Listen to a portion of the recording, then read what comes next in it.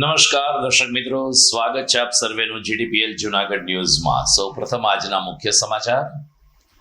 જર્જરિત ઇમારતમાંથી મોટું ભોપડું ખર્યા બાદ કડિયાવાડની 23 જેટલી ભયજનક ઇમારતોને સ્વૈચ્છિક હટાવી લેવા મહાનગરપાલિકાએ પાઠવી નોટિસ, અન્યથા બુલડોઝર ફેરવવાની આપી ચીમકી। ગિરનાર દરવાજે સ્થાપિત ભક્ત કવિ નરસિંહ મહેતાજીની પ્રતિમા ખંડિત કરનાર સાધુ સામે પગલાં ભરવા પ્રતિષ્ઠાન ટ્રસ્ટે કરી માગણી। જો સાધુ પાગલ હોય તો મેડિકલ સર્ટિફિકેટ રજૂ કરવા કરી રજૂઆત। ખેડૂતો માટે આમ આદમી પાર્ટીમાંથી લડત કરનાર આપના નેતા રાજુ કરપડા ભાજપમાં જોડાયા। સ્વરાજ્ય સંસ્થાઓની ચૂંટણી પહેલા જ આપને મોટો ફટકો। અને મહાનગરપાલિકાના હંગામી સફાઈ કર્મચારીઓને કાયમી નોકરીના ઓર્ડર અપાયા તો વાલ્મીકી સમાજમાં ખુશીનો માહોલ। આંગણવાડી મહિલા કાર્યકરોને પણ સ્માર્ટફોનનું કરવામાં આવ્યું વિતરણ।